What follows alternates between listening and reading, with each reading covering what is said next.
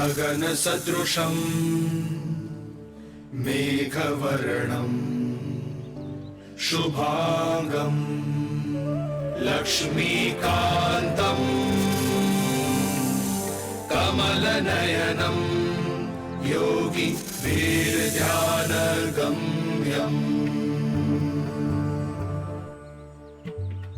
वन्दे विष्णुम् भवभयहरम् सर्वलोकैकनाथम्।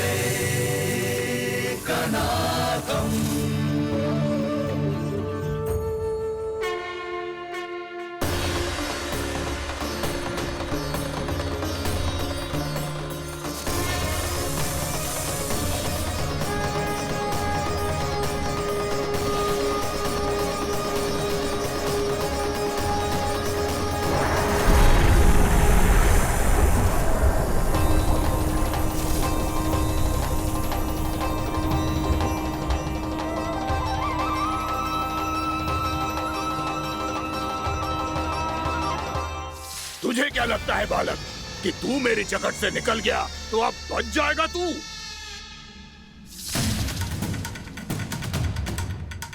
मेरे विष से अपनी प्राण रक्षा करने में सफल रहा, मेरी जगत से भी छूट गया, पर मेरे दंश से नहीं बच पाएगा।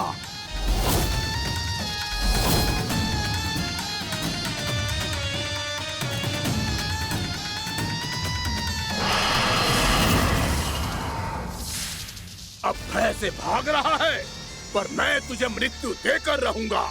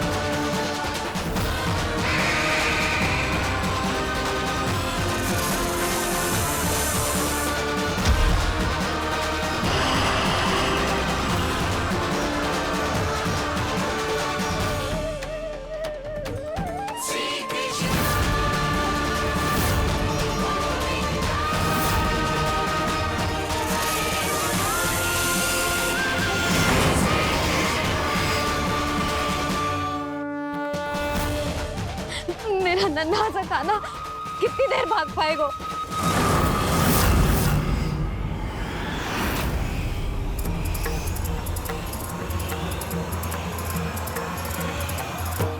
और कितनी प्रतीक्षा करोगे मेरी भक्त कालिया? भक्त नहीं, काल हूँ मैं तेरा।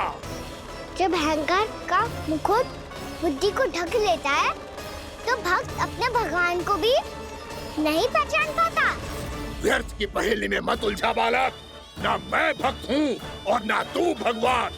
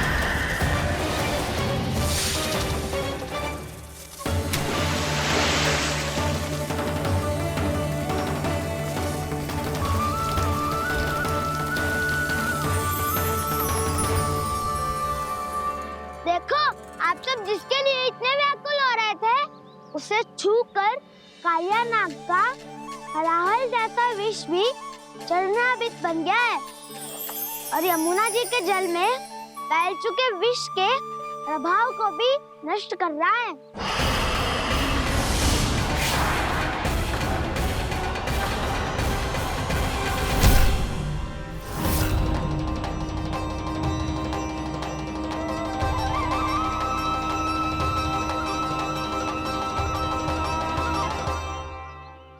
धर्म रक्षक अधर्म विनाशक प्रभु श्री कृष्ण का कौशल सचमुच अद्वितीय है। नारायण नारायण।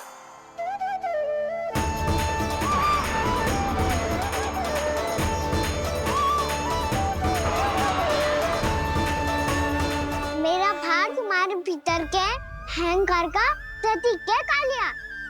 अब तुम्हारा अहंकार, तुम्हारा अनपान मेरे पाँव के नीचे है और तुम्हारी पूंछ अर्थात तुम्हारे प्राण मेरे हाथ में।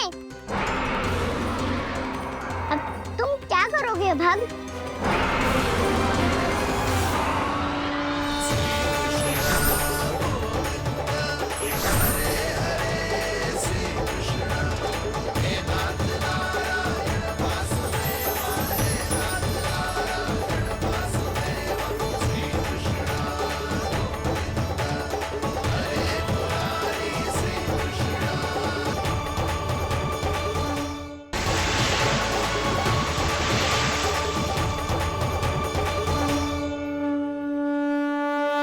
प्रभु, भले ये आपको पहचानने में असमर्थ हो, पर हम सब ने आपको पहचान लिया है।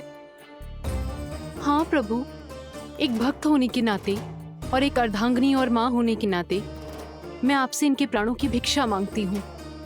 अपनी कृपा दिखाइए और इन्हें क्षमा कर दीजिए। आपके लिए मित्र और शत्रु में कोई अंतर नहीं प्रभु। उसी तरह आपकी कृपा और दंड में भी कोई अंतर नहीं। दोनों दया ही तो हैं, अकारण ही किसी को प्राप्त नहीं होती। हमें विश्वास है कि हमारे पति को मिला ये दंड कोई अभिशाप नहीं है, आपका वरदान है। ये सत्य है प्रभु कि इनसे बहुत से पाप हुए हैं। इनके विष से बहुत सारे जीव जंतु को हानि पहुंची है, पर अब आपके चरण इनके शीश पर पड़ गए हैं। ऐसी कृपा तो बड़े बड़े महान महात्माओं को भी दुर्लभ है और इन्हें प्राप्त हुआ तो अवश्य ही ये किसी महान पुण्य का ही फल है। हे प्रभु, उन्हीं पुण्य कर्मों की शक्ति का आह्वान कर मैं आपसे विनती करती हूँ, इन्हें प्राण दान दीजिए। मैं अपने इस भक्त को क्षमा अवश्य करूंगी देवियों, यदि ये अपने अहंकार को त्याग कर मुझे पहचान ले तो।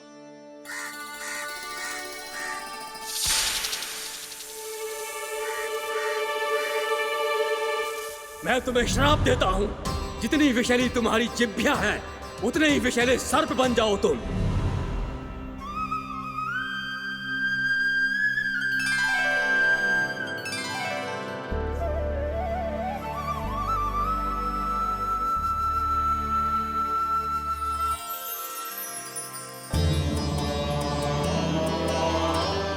नारायण, मुझे क्षमा कीजिए नारायण। मैं तो आपका परम भक्त था, किंतु मैं आपको पहचान नहीं सका। इसका दंड तो मुझे मिलना ही था, किंतु मैं अब प्रायश्चित करना चाहता हूं। इसके लिए यदि आप मेरे प्राण भी ले लेंगे तो भी मुझे कोई दुख नहीं होगा। मैं अपना जीवन, मृत्यु और अपना अस्तित्व सब कुछ आपको समर्पित करता हूं। तुम्हारी क्रोध के कारण श्राप मिला, जिसे विशाल सर्प के रूप में तुम्हारा जन्म हुआ और सर्प का तो स्वभाव है विष फैलाना। इसीलिए तुम्हें दंड नहीं दूंगा मैं।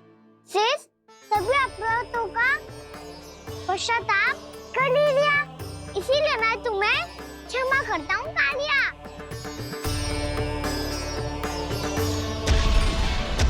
पर तुम्हें यहाँ से दूर समुद्र के बीच जाकर रहना होगा, जहाँ किसी निर्दोष का जीवन तुम्हारे विष से प्रभावित ना हो। मैं चाहकर भी आपकी इस आज्ञा का पालन नहीं कर सकता। मैं असमर्थ हूं प्रभु, क्योंकि यदि मैं इस क्षेत्र को छोड़कर गया तो मेरी मृत्यु निश्चित है। आपसे क्या छुपा है प्रभु? आप तो जानते हैं कि सर्प जाति और आपके वाहन गरुड़ के बीच अनंत शत्रुता चल रही है, जिसका प्रारंभ नागों के द्वीप नागालय से हुआ था। उस द्वीप पर छोटे जीवों को निगल जाने के लिए सर्प थे और गरुड़ को सर्पों का स्वाद बहुत प्रिय था, इसलिए वो बार बार नागद्वीप जाने लगा था। पर इस कारण पूरी सर्प जाति उससे आतंकित हो गई थी, इसलिए जब भी गरुड़ वहां पहुंचता तो सभी सर्प छिपने लगते। जब गरुड़ को इसका आभास हुआ तो उसे बड़ा क्रोध आया और वो उत्तेजना में भरकर सर्पों का शिकार करने लगा। भूख ना होने पर भी उन्हें मारने लगा। अब सर्पों के प्राण हरना उसके लिए खेल बन गया था। इस भीषण समस्या का समाधान ढूंढने के लिए पूरी सर्प जाति महान सर्प वासुकी के सामने इकट्ठी हुई। हे महान वासुकी, हमारी सहायता कीजिए।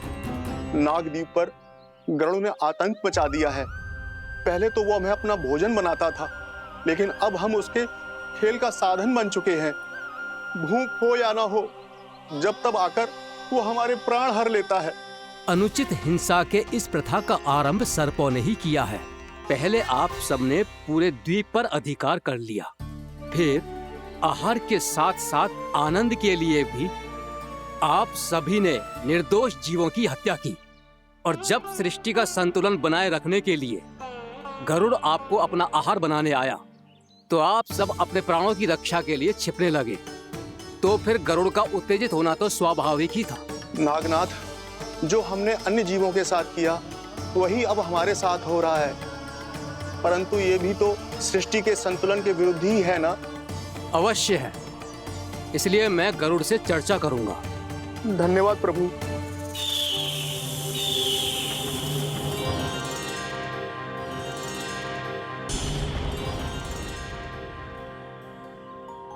श्री नारायण के वाहन पक्षीराज गरुड़, मैं संपूर्ण सर्प जाति की ओर से आपसे एक निवेदन करने आया हूँ।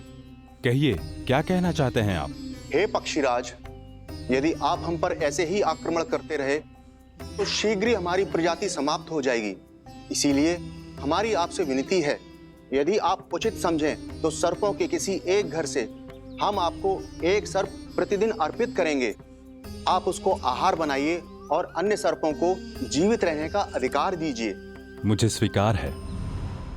तब से प्रतिदिन किसी एक घर से एक सर्प गरुड़ के भोजन के लिए भेजा जाने लगा।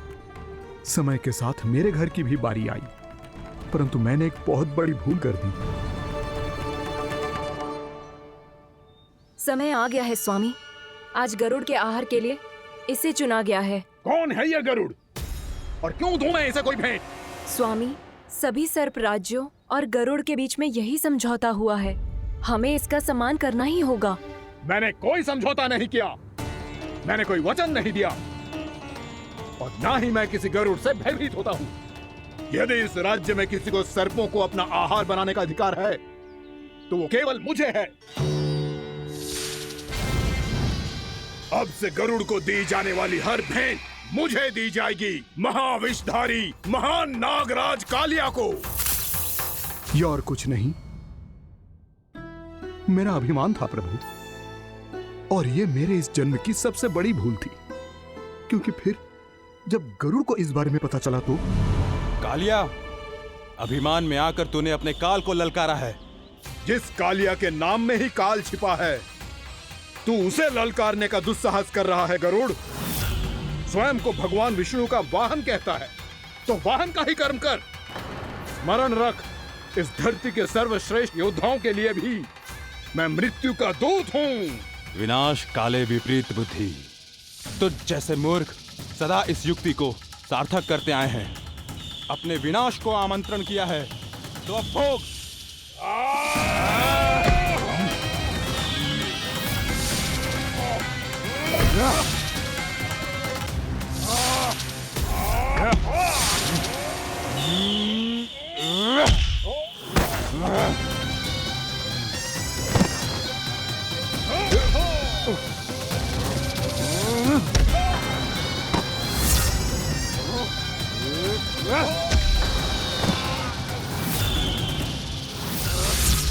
जिसने मेरा भोजन चुराने की धृष्टता की है वो इसी योग्य है। तू मुझे जानता नहीं है गरुड़। मैं महाविषधारी नाग कालिया हूँ। तेरा इतना दुस्साहस कि तूने मुझ पर चरण से प्रहार किया। वाह!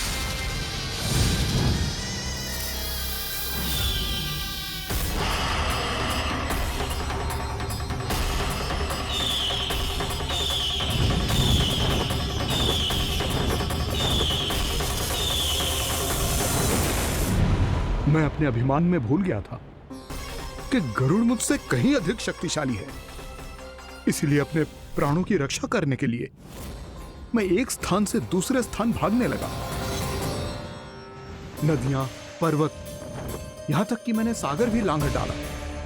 पर मैं जहां भी जाता गरुड़ के रूप में मेरा काल वहीं आ जाता।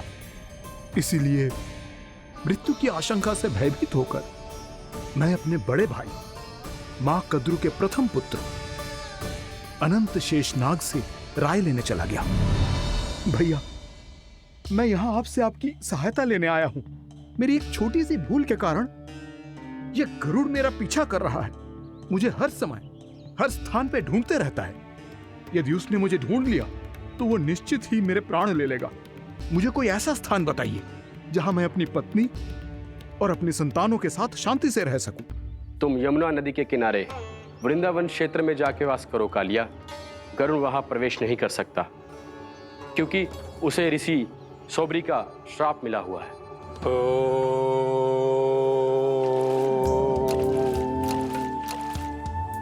ध्यान और तपस्या का नित्य कर्म करते हुए ऋषि के मन में मछलियों के प्रति प्रेम भाव इतना बढ़ गया कि वो भूल गए सभी जीव खाद्य श्रृंखला का भाग होते हैं और मछलियां भी इस नियम की अपवाद नहीं है।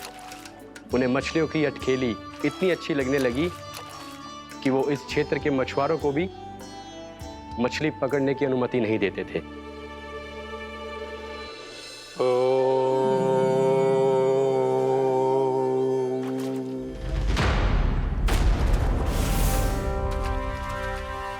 उस दिन वो उस पक्षी को नहीं रोक पाए, पर तब से सावधान रहने लगे। यहां तक कि अपने साधना से भी अधिक ध्यान वो पक्षियों पर केंद्रित करने लगे। ठहरो! इसी क्षण अपनी चोंच में पकड़ी इस मछली को छोड़ दो। तुम्हें इन मछलियों का आहार नहीं करना चाहिए पक्षीराज। ये तो खाद्य श्रृंखला का नियम है ऋषिवर। यदि मैं इनका आहार नहीं करूंगा तो कोई और पक्षी कर लेगा। मैं अपने आनंद या प्रतिशोध के लिए इनके प्राण नहीं ले रहा। ये तो बस मेरा भोजन है। पर यह मेरा तपस्या स्थल है। तुम यहाँ शिकार करके मेरी साधना में विघ्न नहीं डाल सकते पक्षीराज। यदि आपकी यही इच्छा है तो मैं आज के बाद यहाँ नहीं आऊंगा।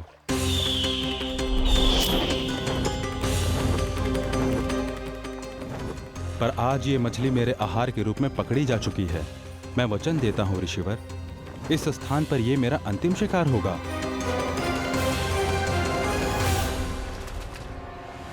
आज के बाद यदि तुमने वृंदावन की निकट उड़ान भी भरी तो तुम सैकड़ों टुकड़ों में फटकर मारे जाओगे पक्षीराज। ये मेरा श्राप है।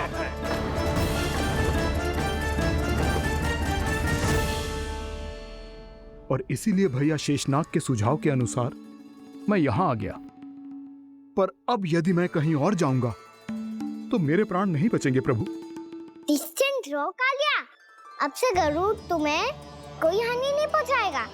अब तुम्हारे फनों पर मेरी पक्षिंग बन गए कालिया।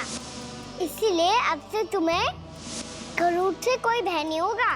निश्चिंत होकर अपने परिवार के साथ गहरे समुद्र में चले जाओ और सुख से शांति से निवास करो। पर ध्यान रहे निर्दोष जीवों को हानि ना पहुंचे। आपने मुझे जीवन दान दे दिया प्रभु। इस उपकार से मैं कृतज्ञ हूँ प्रभु। आदेश दीजिए, मैं आपकी सेवा कैसे करूं? तुम्हारे जल क्षेत्र से 1 कोटि कमल पुष्पों को लेने की अनुमति दे दो कालिया। यह मेरी सेवा होगी। प्रभु, ये तो मेरा सौभाग्य होगा।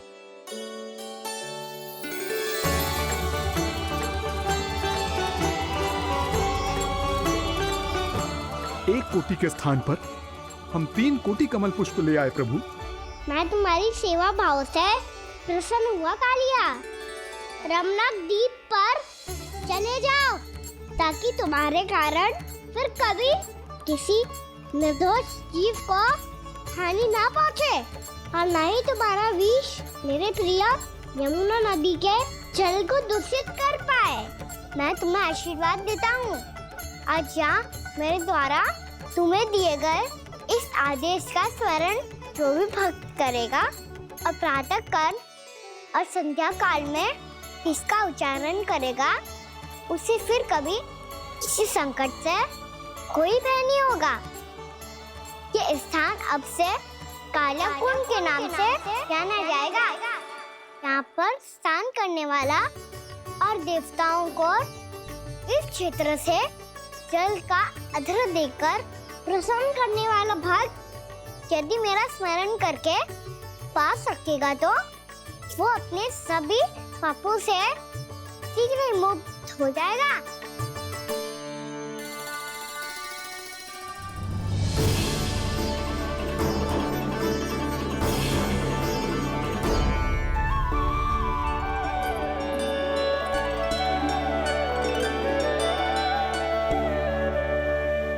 कौन है जी भगवान जिसने अभी अभी कालिया जैसे विशाल विस्तर का सामना किया? क्या एक साधारण बालक जो शीत की अधिकता से ठिठुर रहा है? क्या करूं? मैं लल्ला को ममता के आंचल में छुपा लूं या भक्त बनकर प्रभु की लीला देखती रहूं? क्या करूं मैं? कितना ठंडा था जल, बहुत सर्दी लग रही है। सर्दी से तड़पते हुए कैसे देखूं इसे? अभी जाके अपने पल्लू से सुखाती हूँ। हृदय से लगा के स्नेह की आंच दूंगी तो सर्दी पल भर में छूमंतर हो जाएगी।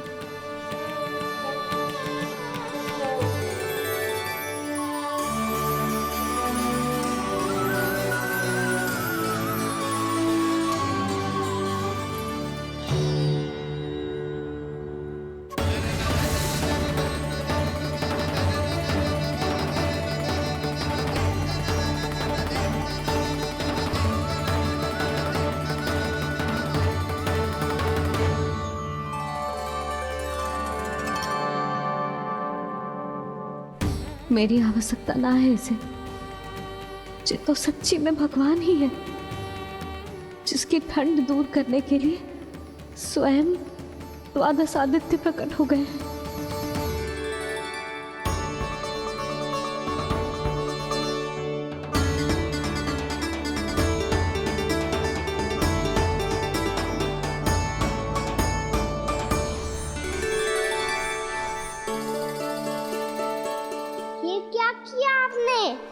मैया मुझे अपने हृदय से लगाने वाली थी कि आप सब प्रकट हो गए।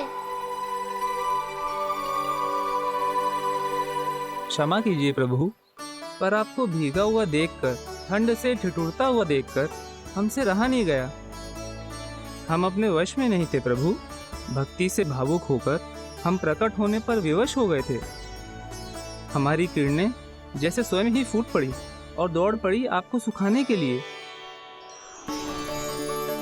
मैं आपका प्रेम, आपकी भक्ति समझता हूं आदित्यगण, और इसीलिए इस समय मैं जहां खड़ा हूं, इस स्थान को द्वादश आदित्य टीला के नाम से जाना जाएगा।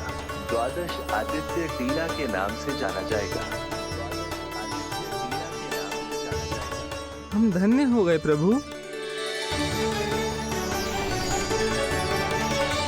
और कहाँ जा रहा है? जो गड़बड़ किया है उसे सुधारिए तो सही। प्रभु आज्ञा दीजिए। अपना दाब इतना अधिक बढ़ा दीजिए कि मुझे स्वेद आने लगे,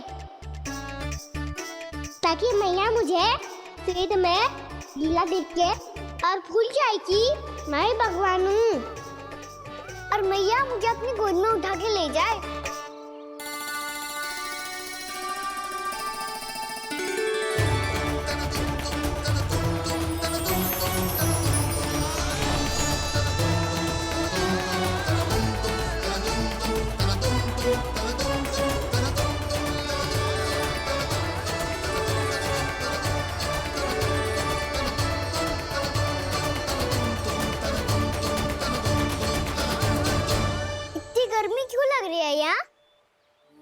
स्वेद की एक बूंद भी आती थी तो मैं अपना आंचल लेकर पहुंच जाती थी इसके पास। जानती ही नहीं थी कि चेतु स्वयं वायुदेव को आदेश दे सकता है कि वो बहने लगे और उसका सारा स्वेद सुखा दे। वायुदेव की आवश्यकता नहीं है मैया, मुझे आप ही चाहिए। लगता है जिस बात का भय था वही सत्य होने लगी है। भैया मेरे भगवान रूप को भूल नहीं पाएगी और अब मेरे लिए उनके सत्य छुपा कर रख पाना कठिन हो जाएगा। कृष्णा कृष्णा हरे कृष्णा कृष्णा कृष्णा मुरली